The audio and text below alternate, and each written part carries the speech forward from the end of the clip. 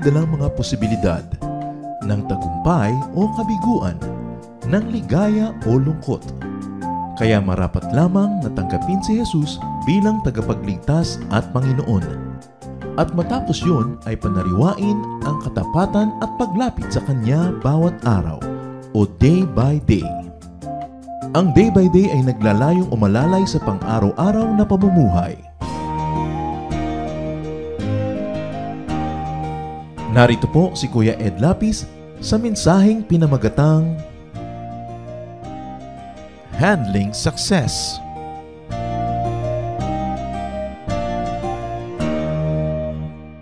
Some people to receive lots of success as gifts in nice packages. Hindi sila masyadong hirap at parang laging bonus na lang ang mga tagumpay sa kanilang buhay. Many others work very hard to be successful. Yet, once successful, there are people that begin to self-destruct. Ang pamagat po ng ating pag-aaral ngayon, Handling Success. Heavenly Father, we pray that you will be our speaker. We have gathered to hear you and not any human voice but your voice. Magsalita po kayo, Panginoon, ng may kapangyarihan. Aming sinusuko sa inyo aming sarili. We surrender our will to you and we ask you let your will be done to us, in us, and through us. May you speak, Lord, the words that we not only need to understand, but the words that we need to strengthen us as well. Nawa, Panginoon, ang iyong pong salita ay maging liwanag sa mga madidilim na bahagi ng aming buhay. Ito ay maging gabay sa amin at sa gayon kami ay huwag madala ng mga mapandayang katuruan ng sanlibutan. Kaming madala ng mga mapandayang damdamin ng tao. At nawa, Panginoon, kayo po ang mag-usap. In Jesus' mighty name, we reject and rebuke all work of evil, all presence, all attempt of the evil one to distort the truth. We reject you, Satan, in Jesus' mighty name. And we put ourselves under the protection of the Almighty One, the God of Abraham, the God of Isaac, the God of Jacob. Mangusap po kayo sa amin, Lord. We hide in your shadow. Protect us from our weaknesses and protect us from the lies of the evil one. Lead us, teach us. Speak in power and majesty. In Jesus' name, we seek you, Father. Napakahirap po kuminsan i-handle yung success. Nung araw, mayroong mga biro, murang-mura daw na plancha, pero walang bumibili. Yun pala kasi ang umiinit yung hawakan. Mahirap nga naman. Yung mga old-fashioned kawali, ang ginagawa ng mga tao doon, nilalagyan nila ng kahoy na extension, o kaya nilalagyan nila ng mga baro na mga mabasahang makakapal, para hindi sila mapasok pag hinahawakan nila. Of course, there are things that are too hot to handle, and sometimes success can be one of those things. Ano po bang ibig sabihin ng success? Let's attempt at defining success. It is satisfactory completion of something. Meron tayong nabuo, nagawa, natapos to our satisfaction. We can call that success. Success can also be defined as gaining wealth, or fame, or knowledge, or know-how. Yan ay success din. Yan lang naman mga ayaw ng success na yan ay yung mga hindi magkaroon. Nagsasar great. But it is also an amount of success. Also, another definition of success is achieving one's plans or goals. May mga plano tayo, nagawa, natupad, then success yun. Marami pang iba't ibang mga meanings, but I suppose that should be enough for now. What about receiving success? Let's talk about receiving success. First of all, success is received from God. And from God alone. Marami po mga instances sa Scripture na nakikita natin yung principle na yung tagumpay ay sa Diyos ang gagaling at ibinibigay niya sa kanyang nais pagbigyan. Genesis 39, 2-3, the Lord was with Joseph and he prospered and he lived in the house of his Egyptian master. When his master saw that the Lord was with him and that the Lord gave him success in everything he did, Joseph found favor in his eyes and became his attendant. Sa 1 Samuel 18:14, si David naman ang tinutukoy dito, in everything he did, he had great success because the Lord was with him. 1 Chronicles 22:13, then you will have success if you are careful to observe the decrees and the laws that the Lord gave to Moses for Israel. Sa 2 Chronicles 26:5, among many other words there, sabi po dyan, as long as he sought the Lord, God gave him success. So napakalinaw na yung tagumpay ay ibinibigay lang ng Diyos. Ibinibigay niya sa kanyang kinalulugdan Ibinibigay niya sa sumusunod sa kanya. At kuminsan, ibinibigay niya kung kanino niya nais ibigay, whether or not this person is worthy. The truth is, no one can be worthy of success. Sapagkat lahat tayo nagkasala sa Diyos, nagkulang, nagkamali, hindi tayo marapat maging matagumpay sa anumang bagay. Subalit napakabuti ng Diyos na kahit hindi tayo karapat-dapat, tayo'y kanyang binibigyan ng iba't ibang mga uri ng tagumpay. How else is success received? It can also be received through skill and work. Hard work. Ecclesiastes 10:10, skill will bring success. Sabi na sa may dulong part ng verse na yan. Proverbs 10:4, lazy hands make a man poor, but diligent hands bring wealth. So napakalinaw na meron ding participation ng mga tao para magtagumpay. However, we must emphasize that not all hard work lead to success. And not all successes are results of work. Hindi laging ganun. Hindi lahat ng nagsisikap na mabuti ay nagiging matagumpay. At hindi lahat naman ng tagumpay ay dahil may nagsikap. Mayroong mga ibang factors. At isa nga doon, yung favor of God. Meron napapagod pero mali ang pamamaraan. Mali ang timing, hindi rin nagsasucceed. Subalit napakahalaga na para magkaroon tayo ng success, there are two elements that we really need. God's favor, God's kindness, God's goodness, and hard work. Hard work. Why do many people miss success? So why don't we talk about missing success? Yung parang bakit ang lahat nagkaroon ako hindi? Sa iba-iba na lang nagiging totoo, sa akin hindi. Success can be missed by people when God denies it. Pwedeng ipagkait ng Diyos ang tagumpay. Job 5:12, He thwarts the plans of the crafty so that their hands achieve no success. Yun daw mga matutuso, ng lalamang ng kapwa, nandadaya, may mga masasamang balak, mga malicious plans, binibiguan ng Diyos ang kanilang mga balak, kaya hindi sila nagkakaroon ng tagumpay. So that's one area where success can be missed by someone when the Lord Himself frustrates a person's plans. When else? When a person is not worthy of it. As we have said, nobody really becomes very and truly worthy, pero meron namang worthier than others. Dahil meron namang mga pagsisikap. Nabanggit na natin sa Proverbs 10:4, lazy hands make a man poor. So huwag asahan ng mga tamad na magkakaroon sila ng tagumpay. Inaasahan nilang malaglagan na lang sila ng proverbial bayabas. Dahil sila si Juan tamad, ay hindi yun malalaglag. At kung malaglag man yun, ay bulok na, kaya nalaglag. Kaya yung mga tamad, tatamad-tamad, ayaw magsikap, huwag tayong mag-umasa na magkakaroon tayo ng ginhawa sa buhay. Ano pa po? Nais natin idagdag dyan, when do we miss success? When it is not yet time. For everything there is season and a time for every matter under heaven. So yung mga taong sinasabi mo kumisan failure, yung pala ibig sabihin, this is success in the making. Upcoming. Pero hindi ibig sabihin na hindi na siya magiging matagumpay kahit kailan. Subalit, maaari ang tagumpay niya ay nandyan at malapit na, subalit hindi pa dumarating. What about maintaining success? Ang hirap-hirap maging successful. Pagkatapos yung iba, 3 araw lang successful, failure na naman. Sa sandali, nawala na. Sandali lang na-enjoy, wala na uli. How do we maintain success? One is by remaining in God's power. Because it is only God's favor that enables us to achieve such things. Therefore, it is only through God's power that such things may be maintained. Remain in God's power.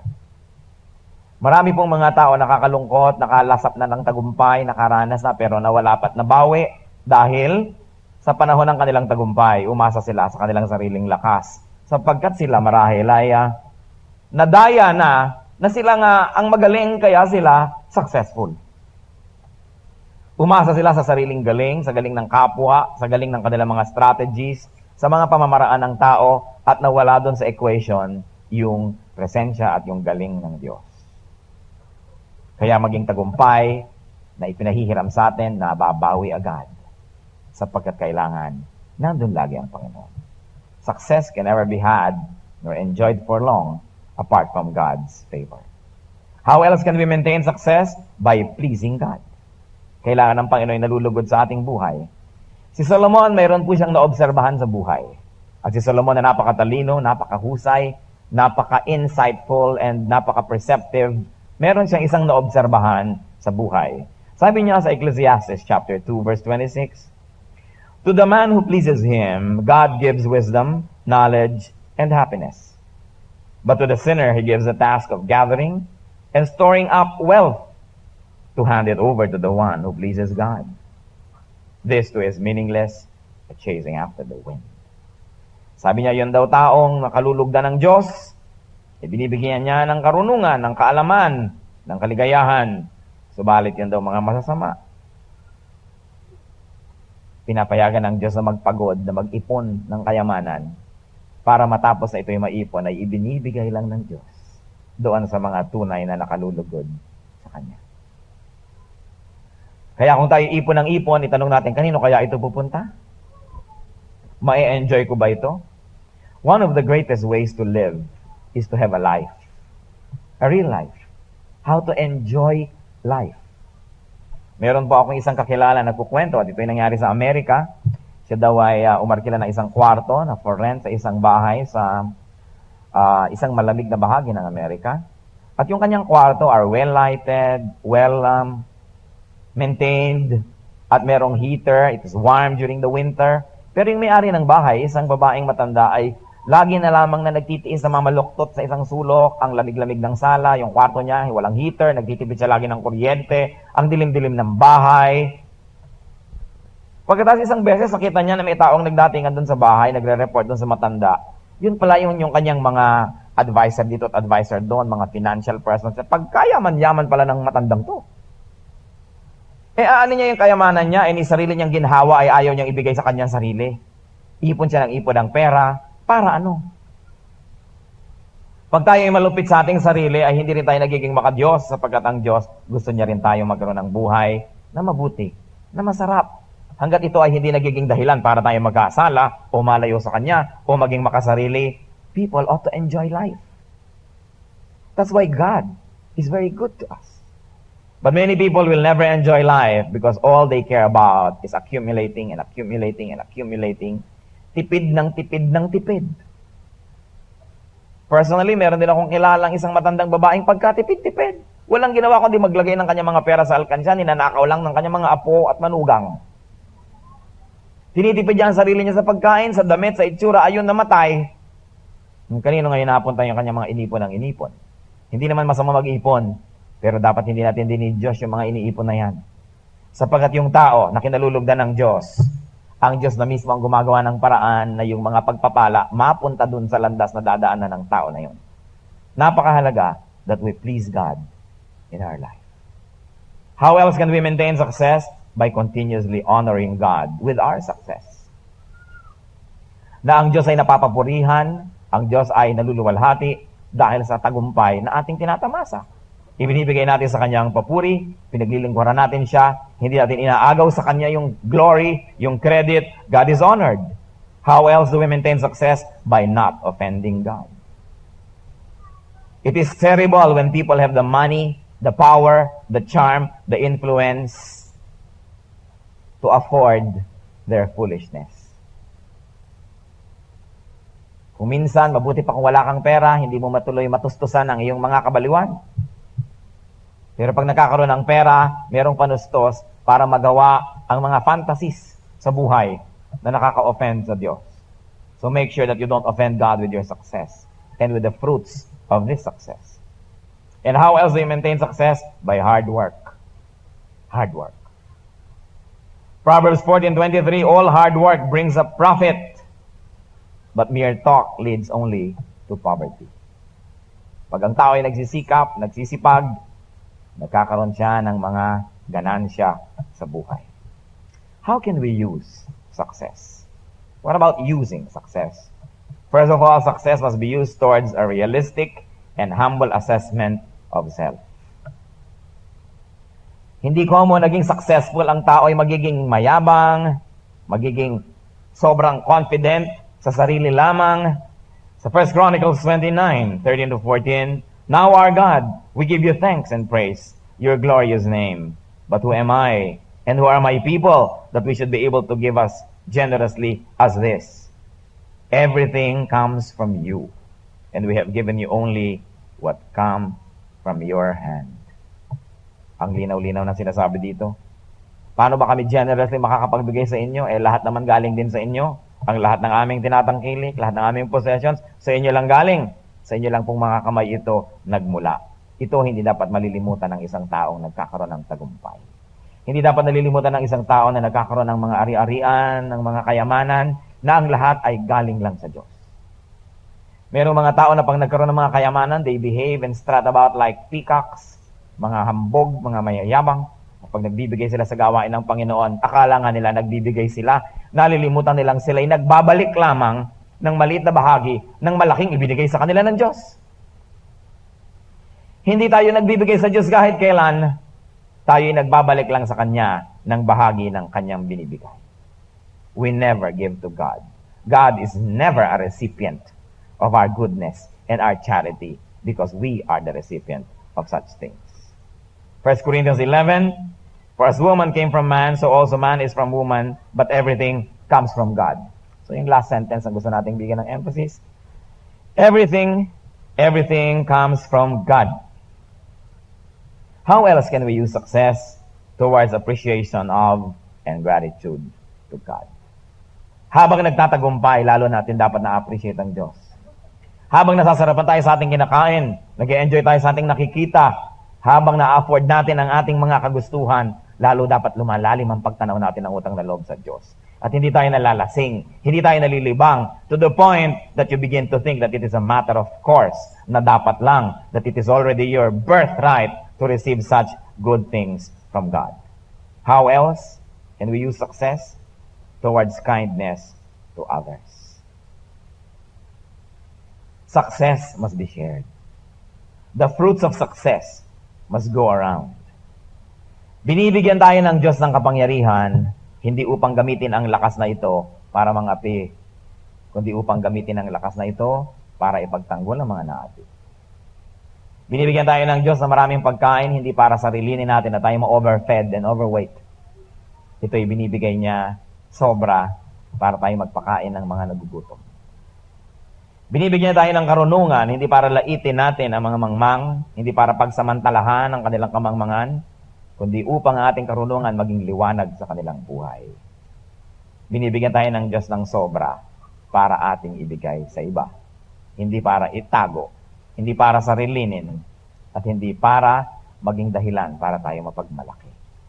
Kaya may mga nabibigyan ng tagumpay na nababawi, sapagkat pag nakita ng Diyos na tayo hindi mabuting tagapag-ingat ng kanyang mga bigay, ito'y kanyang binabawi at ibinibigay sa iba. Napakahalagang isipin. Success must be shared. You must share the fruits of your success. Whatever it is. Kumisan merong mga anak na pinaghirapan ng mga magulang na pag-aralin, iginapang sa hirap, at pagkatapos ng nag-asawa, nagkaroon ng sarili mga anak, nalimutan na yung mga magulang. Kanya na lang yung success niya, sa asawa na lang niya, na ni isang semestre, hindi naman nag-ambag sa kanyang mga matrikula. At meron naman mga ganong asawa, na mga matitigas ang puso. Matapos nilang mapangasawa ang isang tao na iginapang ng magulang, sinolo na lang nila yung asawa nila, kinalimutan na nila yung biyanan, hindi na nila binigyan. These people must not expect that success will be with them for long. Mga walang utang na loob, hindi tumatanaw ng mga dapat nililingon sa buhay. Sa ating mga successes, mga kapatid, maraming participants. Maraming tumulong at tumutulong, maraming nagparaya, nagbigay ng daan, nagpasensya. Hindi dapat nililimot ang mga ito pag kayo ay meron ng bunga ng mga tagumpay. Sapagkat yan ay kagustuhan ng Diyos. Hebrews 13:16, and do not forget to do good and to share with others, for with such sacrifices, God is pleased. Ayaw ni Lord ng mga sacrifice na walang katuturan. Hindi ako kakain ito dahil para matuwa ang Diyos. Hahampasin ko ang aking sarili, pahihirapan ko ang sarili ko, magsasakripisyo ako, aakyat ako ng bundok, maglalakad ako. Anong napala ng Diyos kung tayo nasaktan o nagutom o napagod? Subalit may mga sakripisyong kaibig-ibig sa Kanya. Isa dito, ang pagbibigay sa mga nangangailangan. To share with others. God is the best mathematician of all. God is the best accountant. God is the best auditor. God is the best bookkeeper. So dapat lahat balance as far as God is concerned. Ngayon, pag parang hindi balance yung buhay nyo, like you have more than what you need, dapat kayo mag-isip-isip. Sa inyo ba yun? O iniabot lang sa inyo para iabot nyo naman sa iba? Akala ng mga tao, lahat ng dumadating sa kanilang kamay, kanila na. Samantalang yung pala, iniabot lang yon para nila iabot sa iba. At pag naiabot na nila at wala na namang laman ng kanilang kamay, lalagyan na naman ng Panginoon ng mga bagong supply para maibigay naman uli nila sa iba habang sila naman nagkakaroon ng para sa kanilang sarili. But how can God give fresh blessings and put new blessings in your hands when your hands are so selfishly clinging to stale and old blessings that should have been passed on to others while they were fresh? Merong mga tao palabigay ng ulam kung panis na. Hindi kung kailan umuusok-usok pa't masarap, ipadala na sa'yo. Magbibigay nga ng damit kung kailan wasak-wasak na. Kung kailan hindi na nila kailangan. Hindi pagbibigay yun, pinapaluwag-luwag lang nila yung kanilang cabinet. Pinapasarap-sarap lang nila ang kanilang buhay. Merong ganyang mga tao at akala naman nila yung matatalino sila na sila nga ay nakakauto ng kapwa. Na kunwari nagbibigay sila pero alam mo naman na yung ibinibigay sa'yo kasi hindi niya kailangan. Kasi namumroblema siya kung saan itatago, gusto niyang makaluwag-luwag ng storage, ayaw niya mag-isip, ayaw niya mag-alala, so ibibigay niya sa iyo at kunwari, siya ay si Santa Claus. Such people must never imagine that they are able to run away with it. Because the wisdom of God reveals the evil intentions of the hearts of men. Ang tunay na pagbibigay ay yung masakit, yung what you'll rather keep but you're giving to people, that is real giving. Kaya nadadagdagan pa, dahil biruin nyo, napaluwag nyo na inyong buhay, natanggal nyo na yung isang abala sa inyong bahay o space, na ibigay nyo sa kapwa, tapos pinapatanaw nyo pa ng utang na loob, doble-doble benefit kayo. Sa palagay nyo nakakalusot yun sa Diyos? I don't think so. How else can we use success? By helping others. Helpfulness is celebrated in Scripture. Lahat ng taong matutulungin, binibigyan ng Diyos ng papuri, pinapansin, nalalagay ang kanilang kasaysayan sa Scripture. At laging sinasabi, help one another. It's very important. And remember that your success must not become the destruction of other people. Marami mga taong hindi makatulog pag may nagsasucceed din sa tabi nila. Gusto nila, sila lamang. Do not let success make you boastful and proud. Do not make success and do not allow success to make you feel self-sufficient apart from God. Sabi sa Bible, yun daw isang mayaman na lalaki, sabi niya, naku, ang dami-dami ko nang naipon. Nag-ipon ako ng maraming mga goods dito sa aking mga bodega. Sabi niya sa sarili niya, soul, soul, eat, drink, and be merry. Sabing ganon. Pero sabi ng Diyos, you fool, tonight, your soul is extracted from you. Akala nung mayaman na yun ang kanyang kayamanan, ang kanyang sense of security. Subalit sinabi ni Lord, ngayong gabi ay biglang binawi ang iyong buhay. Kanino pupunta yung inipon mo at ikaw, saan ka pupunta? Marami mga tao, makaipon lang ng kayamanan sa lupa kahit kaluluwa nila yung bayad, pwede na. What does it profit a man to gain the whole world and lose his soul? It is very, very important. Pinapahalagahan natin yung ating espiritu. Yung kaluluwa natin na napakahalaga sa Diyos. Subalit, napakadaling malasing kung tayo'y may tagumpay. Kung tayo'y kilala, tayo'y mayaman, tayo'y maraming naipon, madaling maging palalo when you don't need people anymore. Kumisan tayo'y polite, very kind, kasi kailangan natin ang tulong ng tao, kailangan natin ang kanilang favor, kailangan natin ang kanilang assistance. Pero kung hindi nyo na kailangan, kung kayo na ang may-ari ng kumpanya, kung kayo na yung mataas ang ranggo, kung marami na kayong inipon, kung kahit na awayin nyo yung inyong employer ngayon ay marami naman kayong inipon, kung kahit hindi kayo tulungan ng kapwa nyo, hindi kayo pansitin ng kapitbahay ninyo, hindi kayo tulungan ng inyong mga kamag-anak, marami naman kayong pera na ibabayad ng mga katulong, mga nurses at kung ano-ano, polite pa ba kayo? Kaya kadalasan yung cartoon sa comics, ipinapakita yung maraming mayaman yung mga palalo, mga mayabang, mga hindi na nangingimi, hindi na palabati ng good morning. Bakit nga ba yung mahihirap lang ang mahilig at good morning? Bihirang mayaman ang magsabing good morning. Siguro inaasahan nila, ikaw ang mag-good morning sa kanila. Sila mapera eh. Kaya yung mga bihirang-bihira ang mga mahihirap na mga prangka, inis na sa'yo, nakangiti pa. Paano? Umaasa sila ng patronage. Baka hindi mo tulungan, baka mo kawawain, baka mo apihin. Eh yung mayaman na maraming pera, hindi mo kayang gawin yon. So na-affordan niya na maging prangka, na-affordan niya na ibilabas ang kanyang mood, huwag kang batiin kung ayaw niya kasi hindi kanya kailangan. At alam niyo po, pag marami na tayong salapi, kapangyarihan, doon lumalabas ang tunay nating ugali. Baka may mga tao very polite, pero sa kalooban hindi talaga polite. Wala lang silang choice. Kasi sila'y mahina. Walang lakas na ilalaban. Subalit yung meron ng lakas, pagkatapos siya'y magalang pa rin, mapagbigay pa rin, maibigin pa rin sa kapwa, ito ang kinalulugdan ng Diyos at hindi aalisan ng tagumpay ang ganyang mga tao. Sapagkat kadalasan yung mga kalakasan na ibinibigay sa atin ng Diyos para tayo ay tumangkilik ng kapwa, tumulong sa kapwa, ginagamit natin para itaas lang ang ating sarili at ibaba ang iba. Don't expect that such borrowed success will be with you for long. Because God is compassionate to the poor.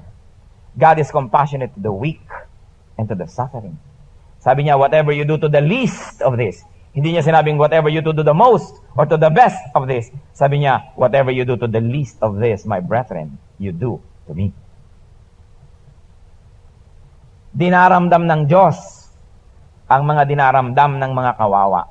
Sapagkat siya, He identifies with those who are weak and those who are suffering. Kaya atin pong ingatan ang ating tagumpay. Bakit tayo polite? Dahil ba nangangailangan tayo ng tulong? At kung hindi na natin kailangan, pwede na maging magaspang ang ating ugali? Habang dumadami ang ating tagumpay, lalo tayong nalalagay sa microscope na tinitingnan tayo ng Diyos. Sapagkat Kanyang pinag-aaralan at Kanyang iniisip at Kanyang inoobserbahan kung paano tayo kikilos pag tayo nakakalasap ng mga tagumpay sa buhay.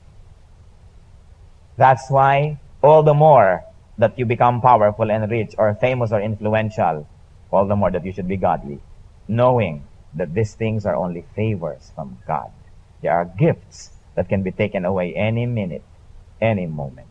No one can be secure if you're only standing on the foundation of material wealth or physical health, because all of these things can be taken away in a second, in a flash. Ano po ang mga dapat nating alalahanin tungkol sa tagumpay? Do not envy those who are successful. Kung sa palagay niyo may taong mas matagumpay kaysa sa inyo, kumisan panahon lang yon, panapanahon. Mas matagumpay siya ngayon, you don't know about tomorrow. Kaya huwag niyo ikino-compare ang inyong sarili sa iba. Compare yourself with yourself. Dapat umasenso ka, hindi dahil mas maasenso ka sa iyong kapatid o pinsan o kapitbahay. Mas maasenso ka kaysa sa sarili mo 10 years ago or 5 years ago. Because you have only yourself to compare yourself with. Kailangan nakikita natin na umaasenso tayo compared to ourselves. Natututo tayo sa ating mga mali. That we are able to pick up the pieces when we get broken every now and then. That we become better persons than we were previously, not others. Napakahalaga po yun. Do not be judgmental to successful people who, by your standards, are not godly enough. Kung minsan sabihin mo, bakit yan hindi godly, naging successful? Anong malay nyo kung anong laman ng puso ng isang tao? Anong malay nyo kung anong namamagitan sa Kanya at sa Diyos? We cannot be judges. Hanggang ngayon, si Lord hindi pa siya judge, Savior pa siya. Pag dumating pa siya sa second coming, doon pa siya magiging judge. Huwag nyo siyang unahan. Sapagkat ang Diyos, kita sila. Sa palagay niyo ba, mayroong isang taong hindi nakikita ng Diyos at hindi niya alam kung anong nangyayari sa buhay na yon? At kung may pinapayagan ng Diyos na mangyari sa kanyang buhay, na sa tingin natin parang hindi niya karapat dapat tanggapin, you are becoming a judge. Let God be the judge. For with the judgment you pronounce, you will be judged. And the measure you give is the measure you get. Huwag po tayong maiinggit kahit kaninong tao na nagmukhang matagumpay sa masamang paraan. Alam natin na yan ay may paghahatol ng Diyos. At kahit yung mga taong parang ang yaman-yaman, makapangyarihan, maraming na-enjoy sa buhay, tapos mali-mali ang pamumuhay nila, anong malay nyo kung anong mga pagdurusa ang nagaganap sa kanyang kalooban na hindi kita ng ibang tao? Anong malay nyo kung anong mga kabigatan ng kanyang daladala? Maging siya'y nakaupo sa magagandang upuan at nakahiga sa magagandang higaan, anong malay nyo kung nakakatulog siya o hindi? You can buy good food, but you can never buy appetite. Kasi nyo, hindi, talagang masarap pa rin kumain yung mga yun. Huwag na lang kayo maging hukom. Ang inyong sarili ay inyong bantayan. Sapagkat ang ating Panginoon, ang lahat ay kanyang nakikita. What else can we do about success? Position yourself along the path of God's blessings. Bakit po marami sa ating mga kababayan along the Marikina Rivers, pagka tag-ulan, lumulubog ang bahay? Simple ang dahilan. Because their house is along the path of the river. Siguro kung nasa ibabaw ng bundok yun, hindi sila lulubog, liban na lang mag-dilubyo ang buong planeta. Bakit merong mga tao kung minsan yung bahay nila ay pinapasok ng truck, nagigising na lang sila, may gulong na lang sa ibabaw nila? Kasi yung bahay nila, katabi ng kalsada, mangyayari ba yun kung malayo sila? In other words, kung saan ka nakalagay, huwag kang magtaka na yung dumadaan doon, biglang mapasangkot ka. But do you know that God's blessing and God's blessings take very, very special paths, parang ilog? May mga dinadaanan talaga yung blessing ng Diyos. Kung gusto mong mabless ka, dun ka pumuesto sa dadaanan nun. Parang si Jairus, maliit na tao, dumating si Jesus sa kanyang bayan, hindi niya makita dahil ang daming taong matatangkad, hindi siya pinapasingit. Kaya pinaandar niyang isip niya, sabi niya, saan kaya dadaan ito? At naisip niyang dadaan yun doon, wala pang tao doon, siya nang nauna, nagtatakbo, umakyat sa puno. Kaya nung dumaan si Jesus, nakita siya. Nagtagpo ang kanilang mga mata.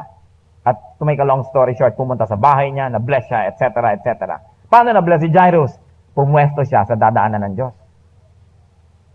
Ipwesto nyo ang inyong mga sarili kung saan dumadaan ang blessing. At ano yon? Siyempre, hindi dadaan ang blessing sa mga gawang masasama, sa mga paraang masasama. Huwag niyong asahan. Kung meron lang parang blessing na dumadaan doon, it is artificial. It is not true. It is deceptive. So alam natin na dinadaanan ng blessing ni Lord, ang mga pusong maibigin, ang pusong mabubuti, ang mga matulungin, ang mga umiibig sa Diyos, ang mga sumusunod sa Kanya, ang mga may takot sa Diyos. Pag ganito ang ating pamumuhay, we are planted by streams of water. Sinabi yan sa Psalm 1. Paano ba hindi matutuyo ang isang puno? Di dun mo itanim sa tabi ng ilog. Ba't mo itatanim dun sa malayo na walang tubig? Ganon din ang mga tao. Dapat lagi kayo nasa tabi ng ilog ng pagpapala ng Diyos. Paano ka mabe-bless kung ang layo-layo mo sa Diyos, ang layo-layo mo sa Kanyang church, ang layo-layo mo sa Kanyang gawain, ang layo-layo mo sa Kanyang mga teachings? Don't expect to prosper. Especially spiritually. Where you position yourself is very crucial. Kaya sa success, nakita na natin. Have God's favor by living a life that is in accordance with God's will. Maraming tao pagod na pagod kung paano pagtatagumpayan ng sarili, paano gagawa ng mga tricks sa kapwa, paano mandadaya. Samantalang yung same energy kung ginamit lang nila kung paano magiging makadiyos at kung paano susunod sa utos ng Diyos, natuwa pa sa kanila ang Diyos at ipinadala sa kanila yung savings ng mga masasamang taong ang tagal naghihirap, napunta sa Kanya. O kaya pinrasper ni Lord ang Kanyang gawain. Marami naghihirap sa mali. Imbes maghirap sa tama, meron ang gagaling na mga daliri, sa halip na mag-cross stitch, sa halip na mag-ganchilyo, dinudukutan ng mga bagyo habang kayo nagpe-pray. Mag-iingat kayo. May nandudukot dito sa ating paligid. Ilang tao na ang nadukutan dito.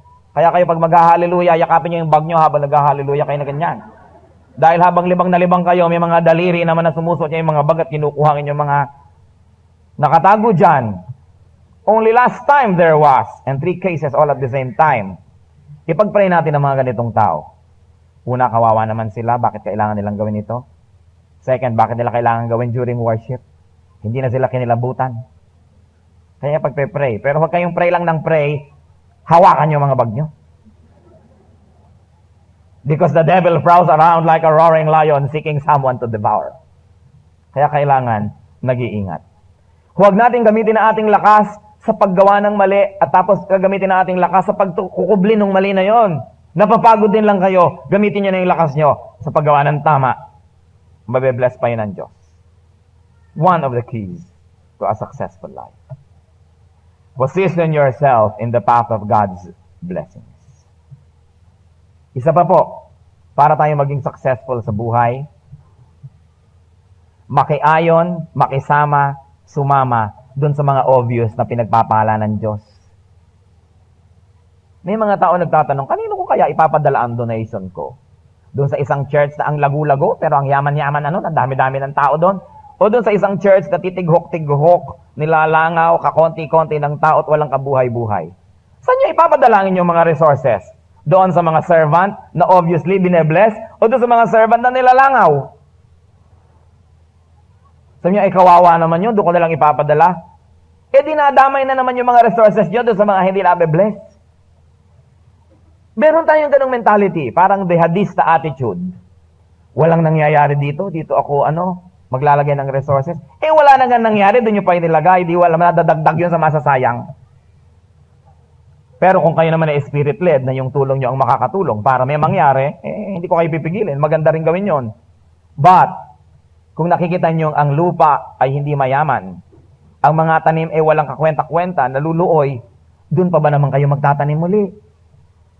Lima na lang, tinawag kayo ni Lord na bungkalin nyo, lagyan nyo ng fertilizer, ayusin para mataniman. Then that is a messianic ideal. Meron kayong sense of mission, that is good. But you know, one of the greatest ways to be blessed, hang around and hang out with people who are obviously being blessed by God. Maaambunan kayo, maaangginan kayo ng mga pagpapala ng Diyos. Pero kung kayo sasama dun sa alam nyong, naka-schedule tong tamaan ng kidlat o lamunin ng lupa, madadamay din kayo. Siyempre, damay-damay. Sa Bible mismo, sinabi ni Lord, bakit daw ba hindi binubunot agad yung mga masasamang damo? Kasi baka madamay yung mga ugat ng mabubuting halaman. Kaya sabi, saka na ang bunutan. Totoo yung concept ng damay-damay. Kaya napakahalaga, tinitingnan natin, kanino ko ba binabakas yung buhay ko? Kanino ba ako sumasama? Kanino ba ako nakikigrupo? Kaya sinasabi, you should not be unequally yoked with unbelievers. Kasi alam naman natin na wala ang favor ng Lord doon. Doon ka pa sasama, doon ka pa kakampi, doon ka pa sasali. Ano mangyayari sa iyo? Madadamay ka sa kanila. Tulad na lang ng pamilya ni Lot, tumira sa Sodom, nadamay. Nung magpapaulan na ng asupre sa Sodom at wawasakin ang lungsod, ang pamilya niya kinailangan magtatakbo ng ubod bilis para huwag silang mawasak kasama ng buong lungsod. Subalit ang kanyang asawa lumingon, naging pillar of salt, nadamay ang kanyang pamilya. Dahil siya ay nakitira dun sa lungsod ng Sodom na hindi niya na dapat puntahan. Merong paths of blessing and merong paths of curses. Dapat nating iniiwasan at tinitingnan ang ganong mga bagay. Maintain success through godly living and then use success correctly. Brothers and sisters, do not let success destroy you. Successful people, when they are not careful, can self-destruct very, very quickly. Lalo nagiging mayabang. Pagka mayaman, pagka makapangyarihan, kumisan ang hirap share ng salita ng Diyos. Sasabihin na, ako, ayoko niyan. Yumaman na nga ako sa mga ginagawa ko. There must be something right about my formula. Baka maiba pa yung formula ko, malasin ako. Bakit naman kayo mamalasin kung nagbasa kayo ng Biblia? Bakit mawawala yung kabutihan na nangyayari sa ating buhay kung nakinig tayo sa salita ng Diyos? Sa katunayan nga, baka ang Panginoon ay gumawa sa'yo ng mabuti para dumating ka sa realization na napakabuti ng Lord, hahanapin ko nga ang kanyang salita, hahanapin ko nga ang Biblia, at itatama ko itong mga pamamaraan kong mali para itong ipinatikim niya sa aking mga tagumpay ay huwag mawala. Pero iba nakatikim, akala nila, nakatikim sila, may ginagawa silang tama, ayaw nilang ibahin. Kaya sometimes mahirap share ng gospel yung mga makapangyarihan o mayaman. Kasi sabihin nila, naku, baka maiba pa to. Hiyang na ako dito, masarap na. Hindi nila naiisip na grace lang ng Diyos, kaya sila pinatikim, at ngayon nakatikim na sila, dapat mabuksan ang kanilang isip na, dapat palang itama-tama na natin ang ating buhay. Dahil na-realize nila na ang Diyos ay mabuti. Subalit yung iba, anong nare-realize nila? I must be right, I must be good, kasi nangyari sa akin to.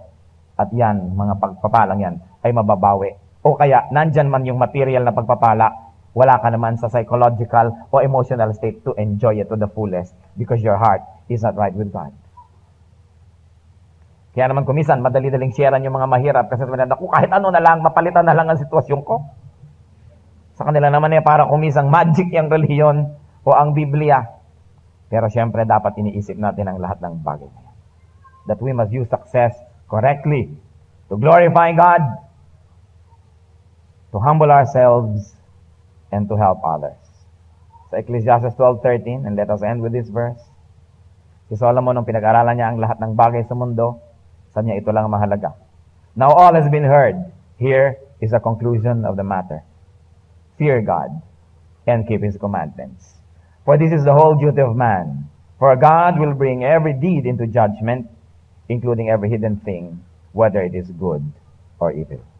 Let's bow our heads before the Lord. We're going to pray.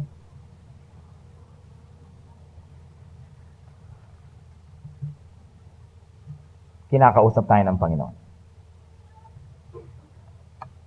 Meron kaya tayo ngayon sa ating kalagitnaan na ang mga mumunti o malalaking tagumpay na ibinigay sa inyo ng Diyos ay sinarili nyo.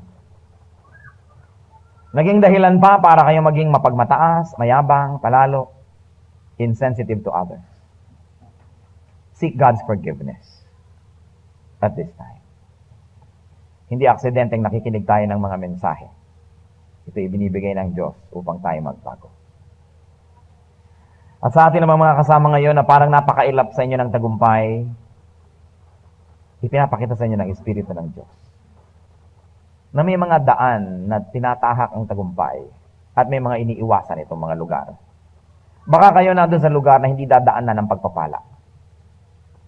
Our lifestyle, our value system, the way we think, the way we behave. Ask God to help you identify all of this, so you may position yourself along the banks of God's rivers. That you may be like a tree planted by streams of water that yields its fruit in its season.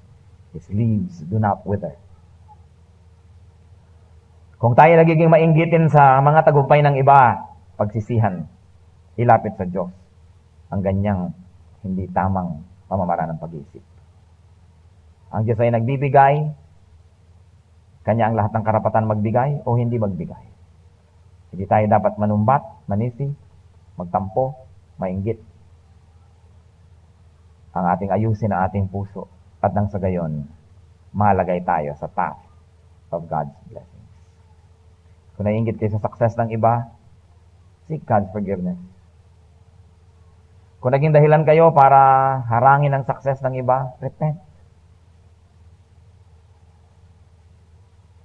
At kung kayo naman ay nakalasap ng mga success and you have begun to feel self-sufficient and arrogant and proud, renew your relationship with God. Kaya niyang bawiin sa isang iglap ang anumang bagay. Kaya rin niyang ibigay. So in a moment of silence, let the Holy Spirit minister to us. Kung minsan meron siguro tayong mga unconfessed sins, mga ginawa natin ng masama, iniisipan natin ng masama. People that God favor, that you curse. This will never allow you to be successful. Everything is spiritual. Even success is a spiritual matter. So in silence, let God apportion to you personally what we have all shared today.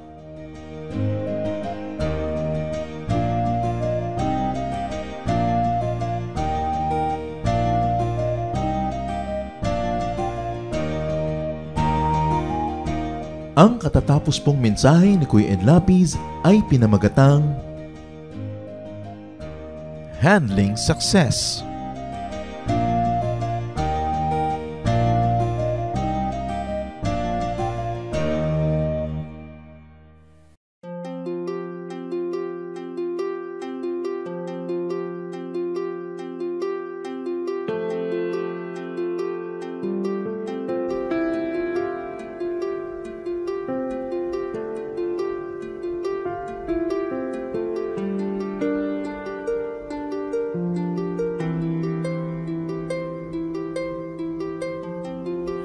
Panginoon, ang sabi niyo sa akin, lumapit lang sa inyo.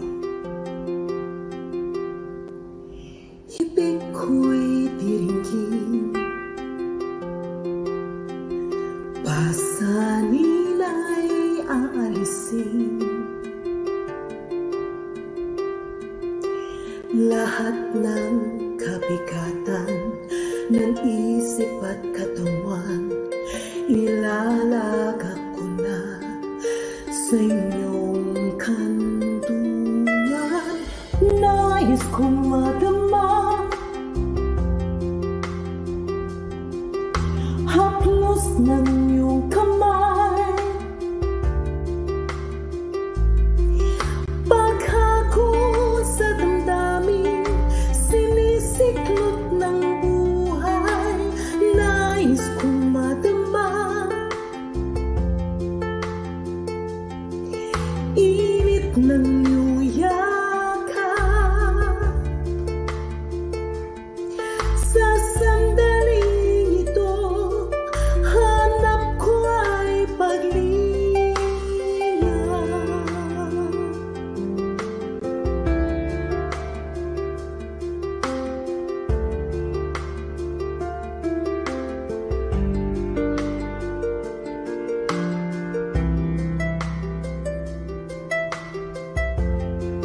Panginoon, tinatanggap ko po ang inyong paanyaya. Dito sa piling mo, nais kong magpahinga. Ang pagod kong puso naghahanap ng ligaya. Lapatan mo ng lunas, bigyan ng pag-asa. Nais kong madama haplos ng iyong kamay. Paghakot sa damdamin, sinisiklot ng buhay. Nais kong madama init ng iyong yakap.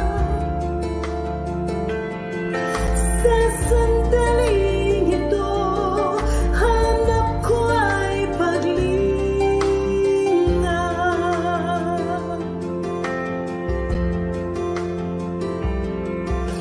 Narito ako ngayon, ituloy mo sa bisig ng iyong pagmamahal. Pagmamahal, nais kong madama haplos ng iyong kamay.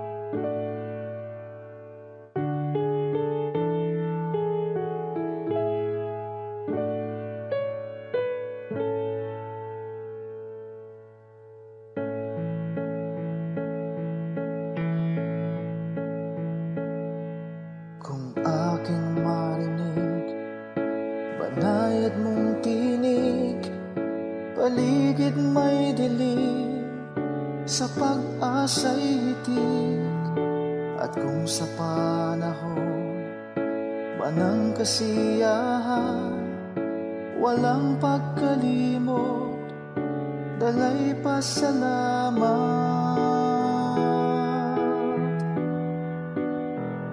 Alay ko ay papuri, damhin mo pagsamba, ang pag-ibig mo sa'kin walang hanggan.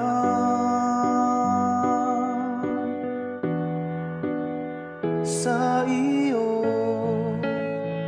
kabutihan, buhay ay nakamtan. Pupurihin ka magpakailan pa man, aking Diyos.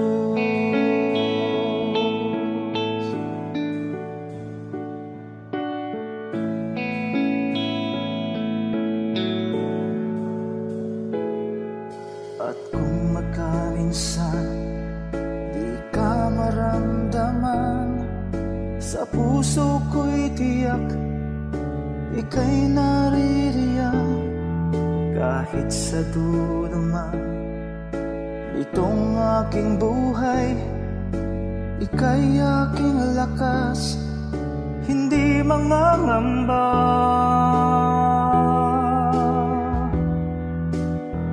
Alay ko ay papuri, damhin mo pagsamba, ang pag-ibig mo sa'kin walang hanggan. Sa iyo kabutihan, buhay ay nakamtan. Pupurihin ka magpakailan pa man, aking Diyos.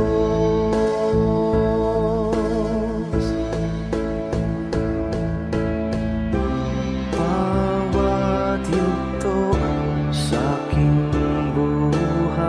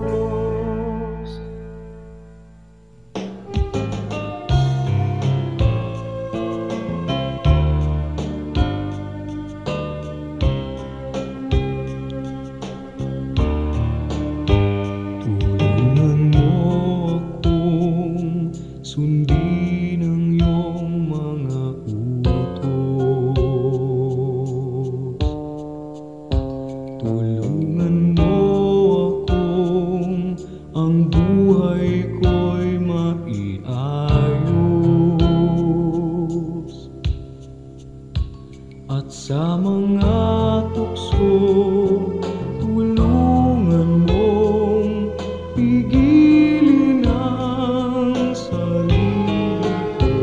Tulungan mo akong maging tapat sa'yo. Pagpipigil sa sarili, pagpipigil sa sarili. Kung nalulungkot at nalulumbay, magtiis at maghintay. Pagpipigil sa sarili, pagpipigil sa sarili. Ang ituro mo sa buhay ko, Jesus.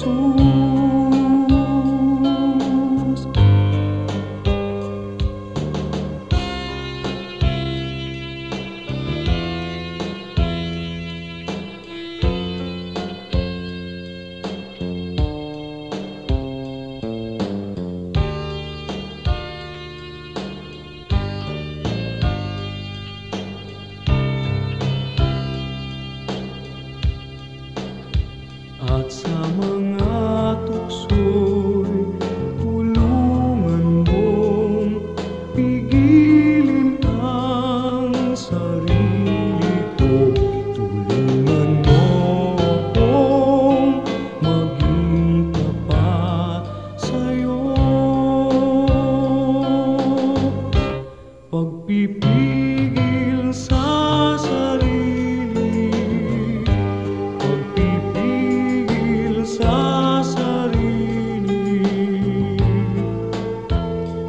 Kung nalulungkot at nalulumbay, magtiis at maghintay.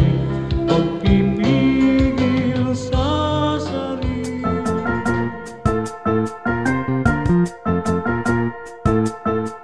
Oras na po para pansamantalang magpaalam ang programang Day by Day.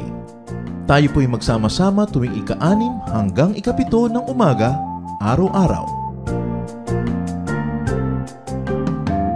Magandang umaga po at mabuhay ang Panginoong Hesus!